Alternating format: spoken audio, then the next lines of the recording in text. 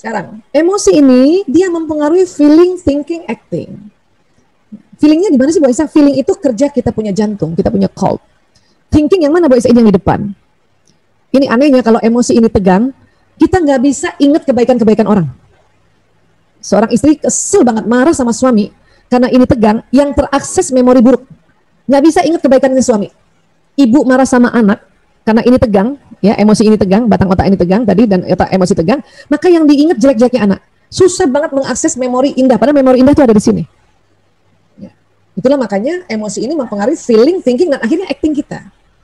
Ya, inilah makanya kita diminta untuk cari cara untuk rilekskan ini.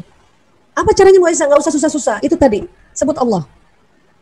Karena tadi kita sudah belajar kalau kita ini tegang, otak emosi tegang, batang otak tegang, ilmu sebanyak apapun di sini nggak ingat Bu, terblokir sementara. Satu-satunya adalah ingat Allah. Ya Allah, ya Allah. Bahkan kadang-kadang kita lupa tuh, zikir-zikir yang coba Allah, ya Allah, ya Allah. Baru itu ingat astagfirullahaladzim. Ya. Bu Aisyah nggak ingat sama sekali, yang penting napas Bu, tarik napas panjang. Karena nggak mungkin napas nggak ingat kan? Karena napas panjang juga untuk merilekskan otak ini. Karena kita kadang-kadang kalau lagi sedih, takut, marah, udah lupa, yang nggak bisa melafazkan, tapi kan ya nggak bisa melafazkan kalimat-kalimat zikir, tapi kan nafas bisa kan? Makanya ajarin anak untuk tarik nafas, tarik nafas. Oke, tarik nafas. Lagi-lagi tarik nafas. Oke, sekarang sebut Allah, Allah. Istighfar nak, astagfirullahaladzim. Nah, gitu caranya. Ya, kita juga begitu. Karena kalau ilmu tuh lupa, mau pakai cari apapun lupa. Hanya nafas saja yang kita nggak lupa. Karena kalau sampai nafas lupa, bahaya itu. Ya.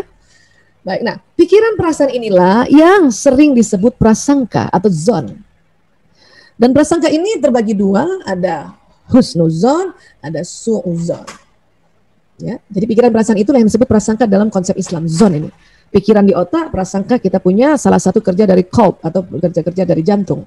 Ya. Nah, kemudian ada hukum namanya law of projection. Jadi hidup kita ini adalah proyeksi. Ya, dimana tadi 2 juta informasi per detik masuk di otak, masuk ke kolbu, karena kolbu juga nih ada otaknya, ya, ada dia bisa merekam apa yang masuk, kemudian muncullah 60.000 pikiran dan perasaan setiap hari, 60.000 prasangka dan ya setiap hari pada setiap manusia. Hanya sayangnya 60.000 itu masih banyak orang yang suuzon. Misalnya 70% suuzon, husnunya bagus sih sudah husnu tapi baru 30%. Yang paling parah 90% dari 60.000 ini ya suuzon. Husnunya baru 10%. Apa sih yang terjadi Bu Aisyah? Ini nasib. Jadi dikatakan oleh ilmuwan ini nasib adalah proyeksi pikiran dan perasaan. Nasib kita adalah proyeksi prasangka kita.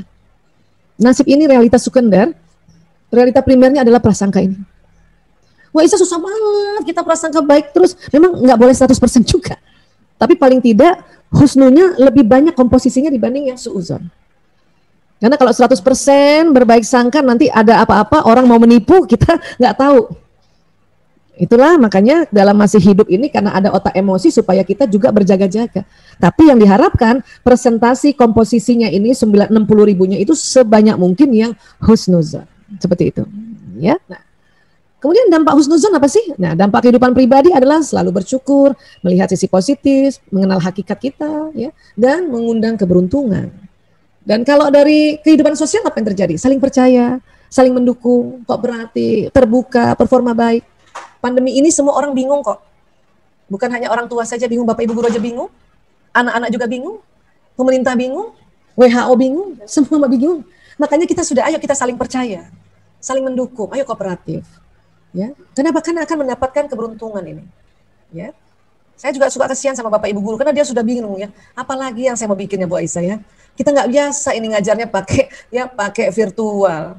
Mau bikin gembira susah. Anak-anak off cam kita nggak tahu dia dengar apa enggak kan gitu. Saya bilang sama Bapak Ibu guru nggak apa-apa Pak. Fokus pada siapa yang lihat, siapa yang perhatikan. Tidak usah fokus pada orang yang tidak memperhatikan atau anak tidak memperhatikan. Kenapa? Belum tentu mereka tidak memperhatikan, hanya dia off cam.